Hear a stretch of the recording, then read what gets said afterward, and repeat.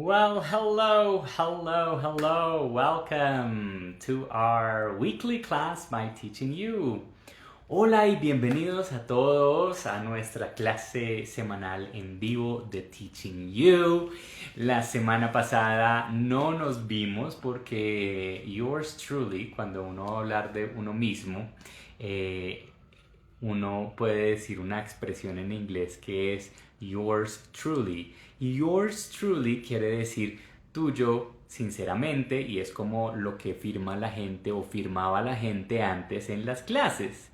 Entonces cuando uno quiere decir del nombre propio, uno dice yours truly. Entonces la semana pasada no nos vimos porque yours truly, o sea, yo, yours truly estaba cumpliendo años. Entonces pues aquí no estaba en el en vivo. Sin embargo, les dejé una clasecita grabada. Esa clasecita que está grabada la encuentran en YouTube con nuestro nombre Teaching You.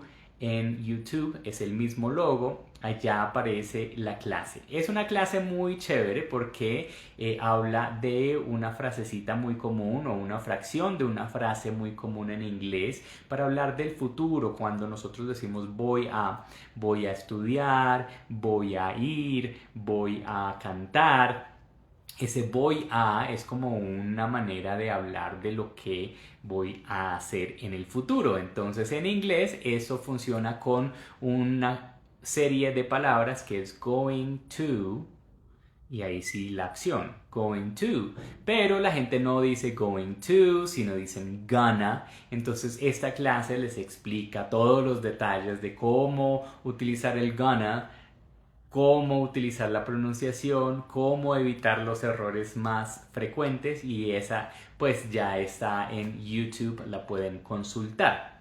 ¿Qué vamos a hacer hoy en la clase en vivo? Bueno, vamos a hacer un par de cosas. Los voy a contextualizar sobre el episodio del podcast de esta semana. Recuerden que nuestro podcast lo pueden encontrar en cualquier plataforma, en Spotify, en Apple Music, donde ustedes quieran. Y es en esta temporada que ya estamos finalizando, estamos hablando de libros y las historias son historias corticas completamente en inglés. Entonces, ¿cuál es el sentido de eso? Acostumbrar el oído, sintonizarse, así uno no entienda ni mu, es bueno empezar a empaparse del inglés. Y si uno tiene basecitas, pues bueno, es muy buena práctica para tratar de identificar, tratar de imitar y poder producir frasecitas. Entonces el episodio de esta semana está completamente en inglés, pero entonces en este en vivo yo les doy el contexto en español para que no lleguen allá completamente perdidos. En esta temporada estamos hablando de libros y el episodio de esta semana va a tratar de autores que yo conozco personalmente y he tenido la oportunidad de conocer. Entonces, pues es un poquito más personal, no solamente la historia del libro en sí, sino pues el contexto también de los libros. Quién es el autor, qué ha pasado en la vida de estos autores. Hello everybody here, my dear Milena, Juanca, Catherine, Martha, welcome, Money, welcome, oh, I love this. Si están llegando y se van a quedar a ver un rato, saluden en los comentarios, digan hello, digan how are ya. Hi Money, so good to see you. Entonces, bueno, les voy a dar ese contexto del episodio nuevo y vamos a hablar de un tema de pronunciación. El tema de la clase de hoy es un tema de pronunciación. Es algo que no enseñan muy a menudo en las clases, digamos que tradicionales, porque el enfoque de la escuela tradicional es enseñarte a decir una palabra correctamente o la pronunciación de palabras individuales, cuando en términos generales hay conceptos que se pueden aplicar a muchas palabras, a muchos contextos que, bueno, es bueno saber y dominar, pues porque les va a permitir aplicar esas estrategias en muchas ocasiones. Entonces puede llegar a ser un poquito más efectivo abordarlo de esta manera. A mí me gusta abordar el mismo tema desde distintos puntos de ataque. porque puede que uno entre por un lado y como que medio entendió, pero como que no lo puede hacer independientemente, o sea, uno entiende cuando está en clase, pero después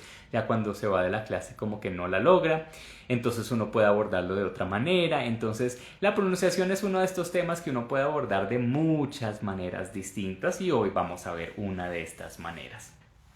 So before we begin, I have a question for all of you. Antes de iniciar, quisiera saber y les quiero hacer esta pregunta.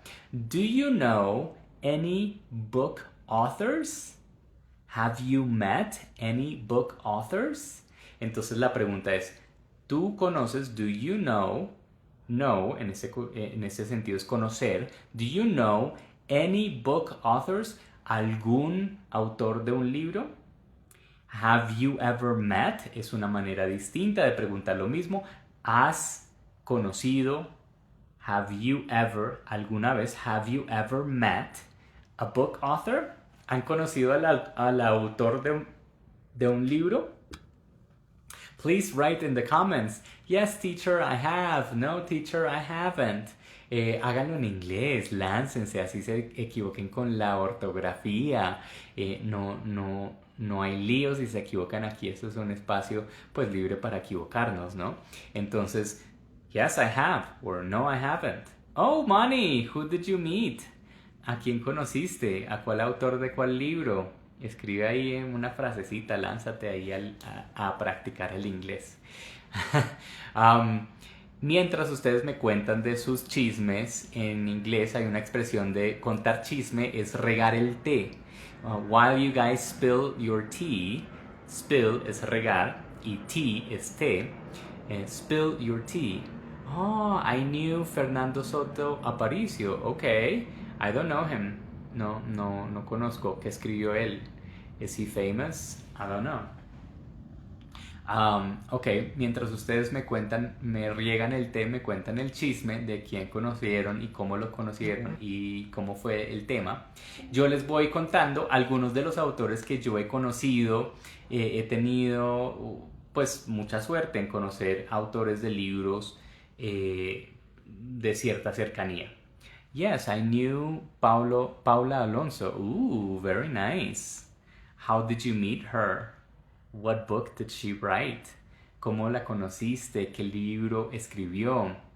Milena, tell me.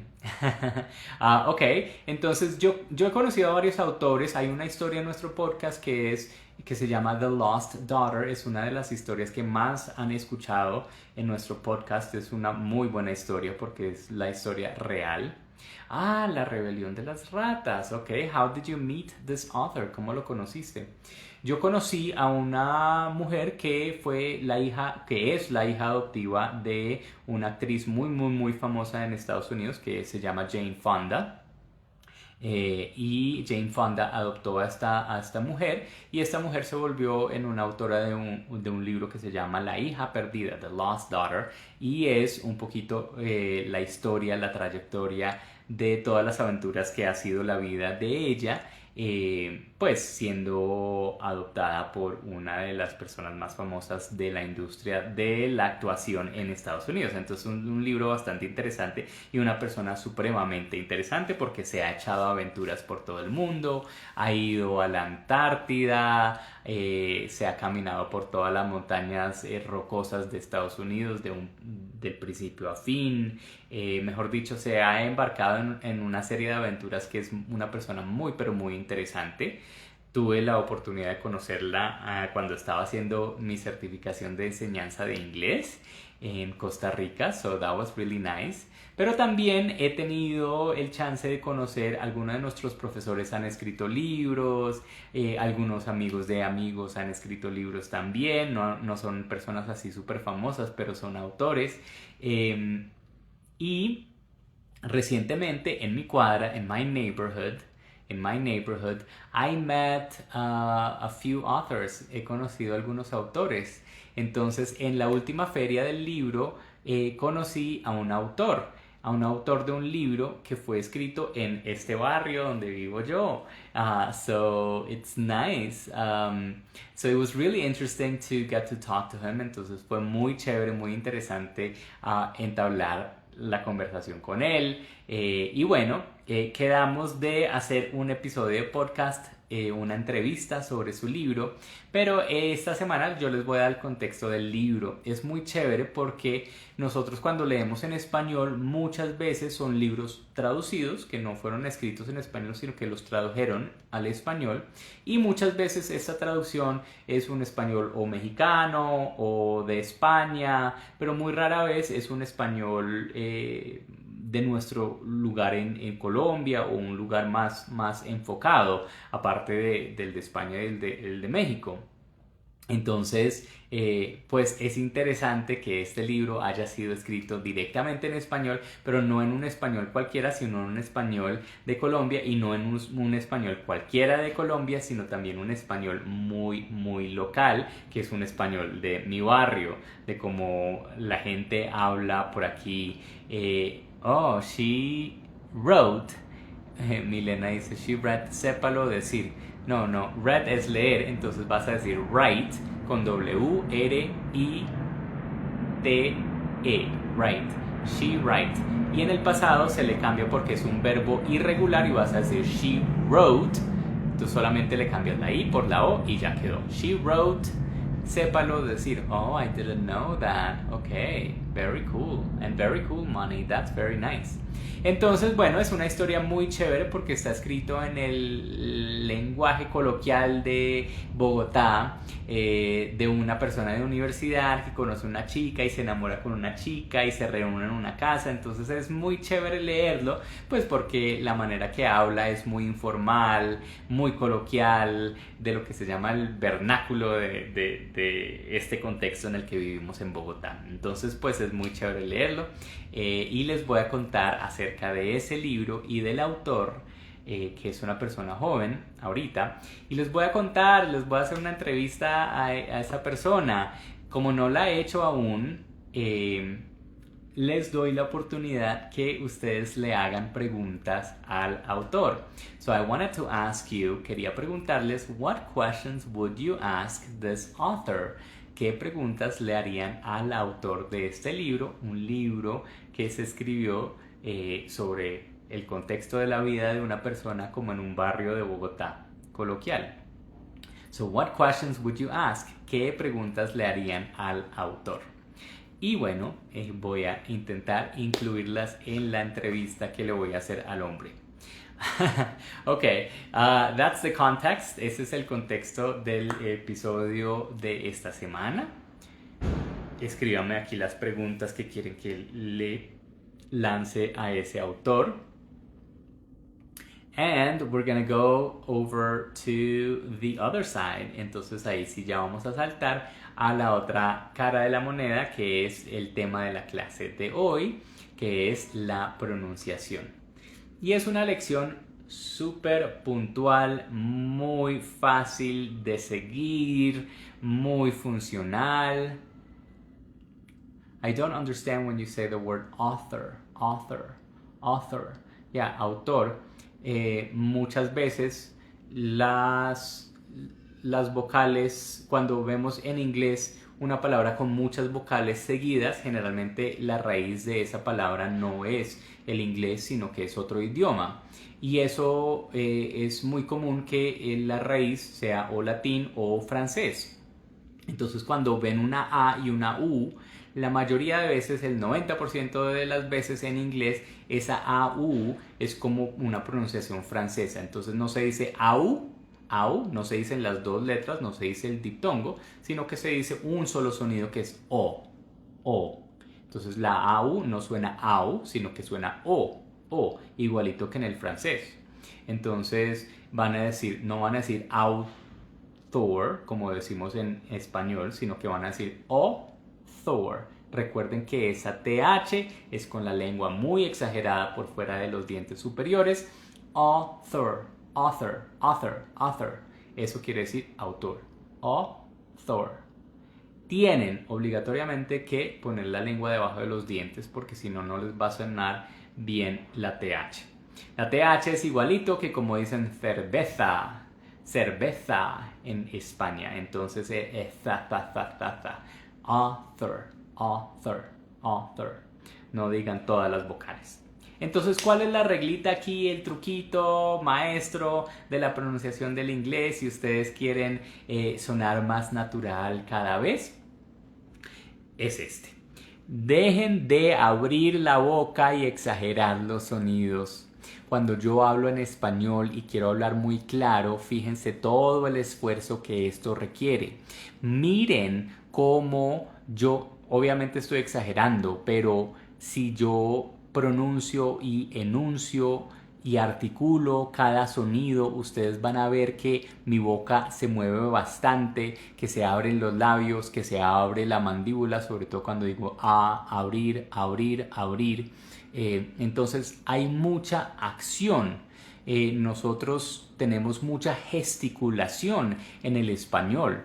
Depende de dónde seamos, pero en general en español movemos mucho la boca, tenemos muy activo la apertura y abrir, cerrar, hacer vocales muy abiertas como la A o la O, ¿sí? Incluso cuando decimos la U hay mucha acción. En el inglés hay acción, pero esa acción no es en todas las sílabas de las palabras, sino que esa acción es muy de vez en cuando y es muy reservada y se combina con sonidos neutrales. ¿Cuáles son los sonidos neutrales? Los sonidos neutrales son los que se producen o desde la garganta, del diafragma o desde el vacío de adentro de la boca sin mover la boca, sin mover los labios, sin mover la lengua. Entonces a esto yo le digo la técnica del Botox. Dejen la carita, la boca, la lengua, la mandíbula quietica y traten de producir el sonido desde la garganta con el aire del diafragma como si me estuvieran cantando una canción. Hagamos un experimento con el español. Les voy a poner un ejemplo. Vamos a decir la palabra vaso, vaso, vaso. Quiero que la digan, así las personas que estén a su alrededor, si están escuchando esto, pues piensen que usted está loco, no importa. Van a decir vaso, vaso y exageren el sonido, gesticúlenlo muy bien, articulen los sonidos, vaso, vaso y sean muy conscientes de la apertura, del movimiento de la boca. Digan vaso, vaso, vaso, a o, a o, a o. Fíjense que cuando yo digo la vocal en español, que es esencial, yo voy a mover mucho la boca, vaso. Obviamente cuando estamos hablando normal en nuestro lenguaje pues del día a día, coloquial, pues no vamos a decir vaso, sino que decimos vaso, vaso, vaso, vaso. Pero incluso cuando lo decimos rápido, hay una apertura y hay mucho movimiento. Entonces, bueno, vaso, vaso, díganlo, díganlo. Ahora quiero que traten de decir vaso sin abrir la mandíbula, sin mover los labios hacia afuera, hacia adelante. Traten de producir el mismo sonido de vaso sin mover tanto los labios y la mandíbula y la lengua. Como si acabaran de ir al dentista y les hubieran puesto una anestesia y uno queda como que no pueden mover mucho la boca. Así, quiero que lo digan así, solo como experimento de exageración. Digan. Inténtenlo en la casa, ¿cómo les sonaría? Bueno, yo lo voy a decir, vaso, vaso, vaso, vaso, vaso, vaso. Entonces, sí, muevo un poquito los labios, pero no es como vaso, vaso, vaso, vaso, vaso, vaso, vaso. Y mantengo la mandíbula más bien cerradita, vaso, vaso, vaso, vaso. Cuando yo estaba aprendiendo a tocar guitarra y flauta y algunos instrumentos, mis instructores siempre se burlaban de mí porque yo movía mucho los dedos y entonces uno alza y entonces ellos dicen, no, estás perdiendo mucha energía y no vas a poder hacer todas las notas muy rápido, entonces no te despegues tanto. Y es lo mismo aquí en el inglés, no hay que porque entonces quedamos muy lejos del próximo sonido, entonces más bien neutralito. Entonces la tarea de hoy es ponerse Botox. Botox en los labios, en la mandíbula, en la lengua. La lengua no tiene que subir ni bajar, sino muy neutral ahí adentro de la boca. Vamos a dejar una cavidad como un vacío que haga un poquito de eco, como si estuviéramos cantando boleros, así, como si fuera un bostecito allá adentro.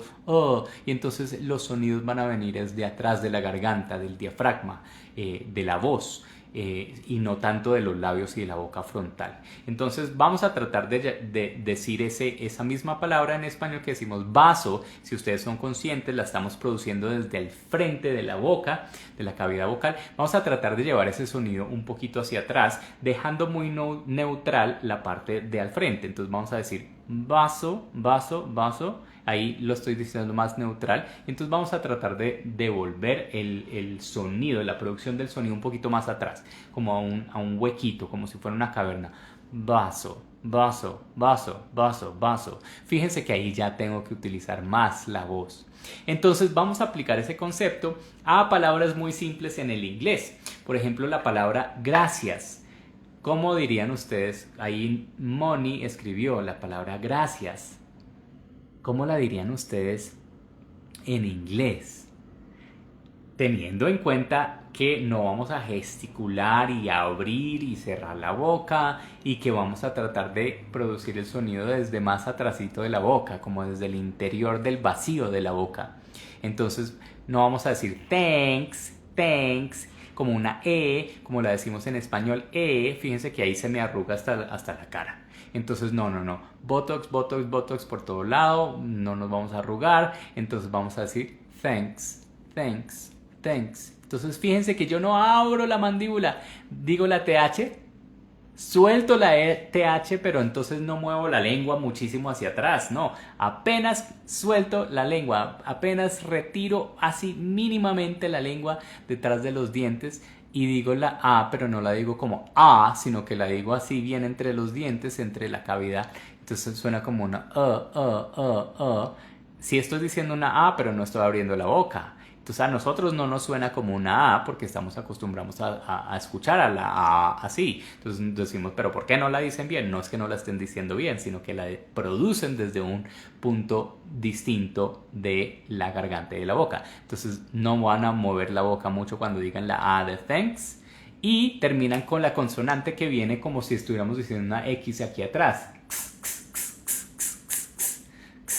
Un tamborcito. Entonces vamos a decir, en vez de decir thanks, vamos a decir thanks, thanks, thanks, thanks. Y entre menos puedan mover los dientes y pueden morderse el dedo, thanks, thanks, sin abrir y cerrar, thanks, thanks. Ahí ya están diciendo la palabra como es. Entonces, ¿qué estamos haciendo con este ejercicio? Estamos neutralizando el acento.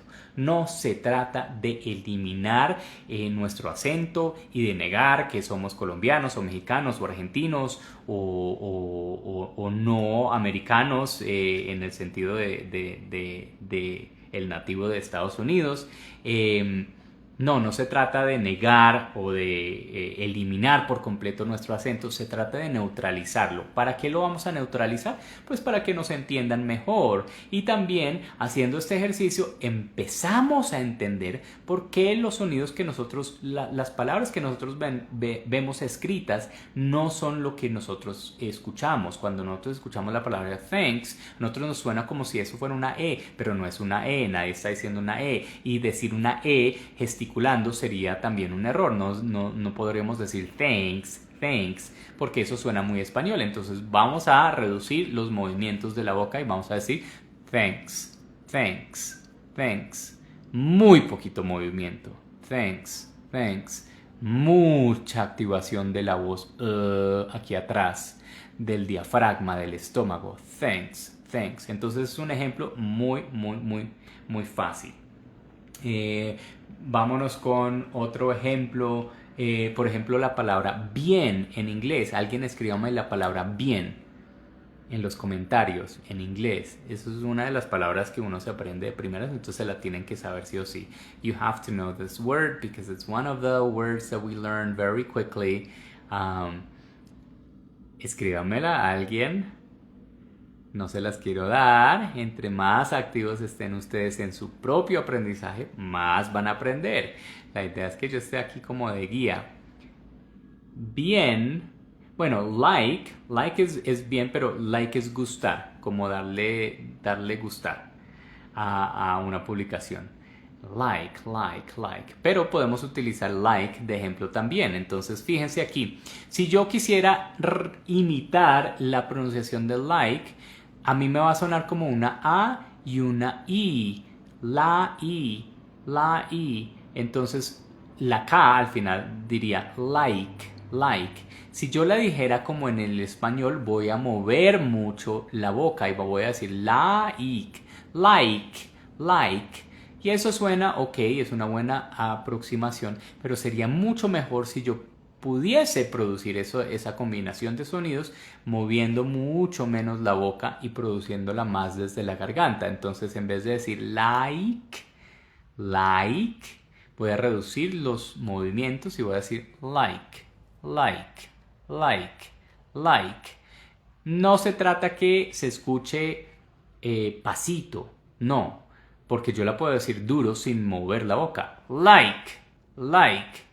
¿Sí? Si yo la quiero decir duro, tengo que empujar el sonido desde el diafragma y empujarlo un poquito hacia afuera desde la voz, desde la garganta. Like. Entonces es muy distinto producirlo desde aquí que producirlo desde aquí, decir like. Ahí es cuando me delato y digo, uy, yo soy súper latino. ¿Sí? La palabra que estaba buscando yo es la palabra bien, que ahí la tiene Mónica escrita perfecta. Entonces, a nosotros nos la enseñan muy rápido en nuestro aprendizaje, pero no nos corrigen la pronunciación exacta de esta palabra porque no es good.